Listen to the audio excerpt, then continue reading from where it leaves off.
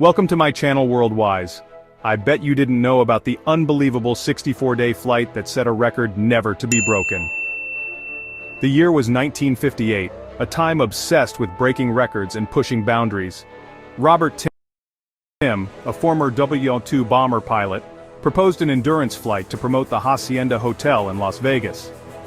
Timm and his co-pilot, John Cook, aimed to obliterate the existing record of just under 47 days. This was a gamble, a high-altitude poker game where the ante was their lives. They needed meticulous planning, incredible ingenuity, and an almost superhuman capacity to withstand physical and mental hardship. The stakes were incredibly high. Failure meant not just embarrassment, but also the very real possibility of a fatal crash. This was a gamble, a high-altitude poker game where the ante was their lives. The chosen chariot for this incredible feat was a Cessna 172, a reliable but unremarkable single-engine aircraft.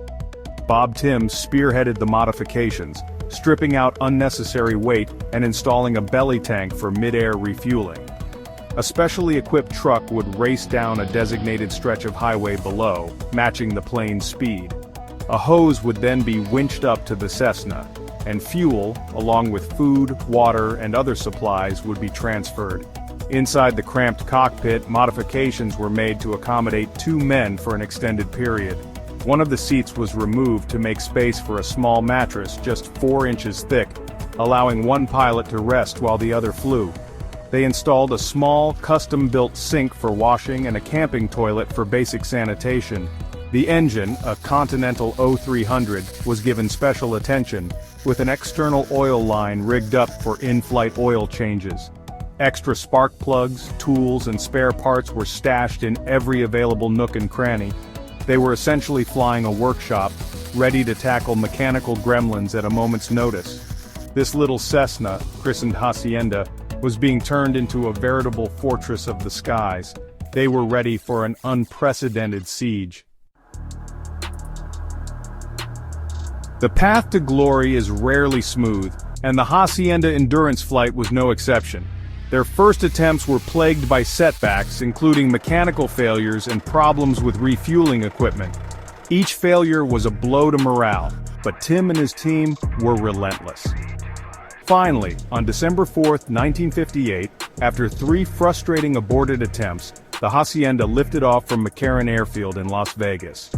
Robert Timm and John Cook were finally on their way, embarking on a journey into the unknown.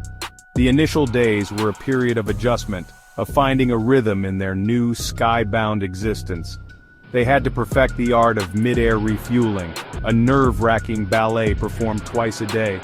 They had to learn to sleep in shifts, to eat, to maintain hygiene, all within the confines of their tiny metal world. The desert landscape of Nevada and California unrolled beneath them, a familiar yet distant tapestry. The real test, the true measure of their endurance, was only just beginning. The sky was now their home, their prison, and their proving ground.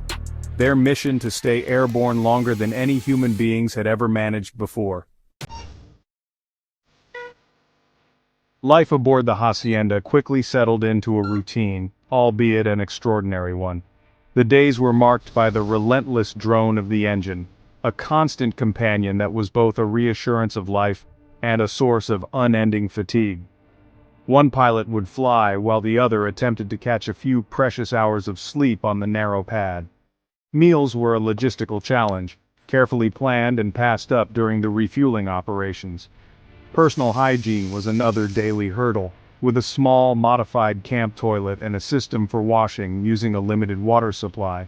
To combat the physical toll of prolonged inactivity, the pilots devised simple exercise routines. The mental game was just as important. They read books, played cards, and talked to stave off boredom and isolation. Communication with the ground crew was vital, not just for supplies, but for morale. Despite this connection, the overwhelming feeling must have been one of profound isolation.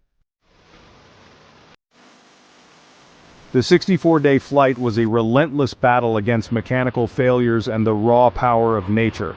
One of the most terrifying moments came when the generator failed, leaving them without power for lights, instruments, and the electric fuel pump.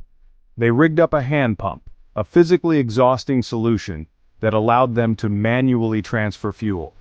They also faced extreme cold, especially at night and at higher altitudes. The aircraft's heater was unreliable, and they often shivered in the frigid cockpit. Engine troubles were constant, with spark plugs fouling and oil lines threatening to clog. Sleep deprivation was perhaps their most constant and insidious enemy. After weeks aloft, their cognitive functions were undoubtedly impaired, making critical decisions and performing complex tasks exponentially harder. There were reports of them becoming irritable, of arguments flaring in the claustrophobic confines of the cockpit. This wasn't just flying, this was a profound psychological experiment, pushing the human mind to its absolute breaking point. On January 23, 1959, after an astonishing 47 days and a few hours in the air, Robert Timm and John Cook officially broke the existing flight endurance record. The ground crew, the Hacienda Hotel, and a growing number of spectators and media erupted in celebration. For most, this would have been the pinnacle, the moment to declare victory and head for home.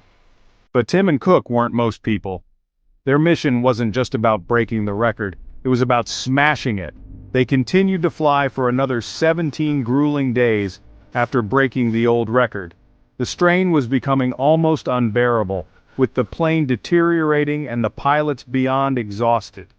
They pushed the new record out to an almost unbelievable 64 days, 22 hours, and 19 minutes.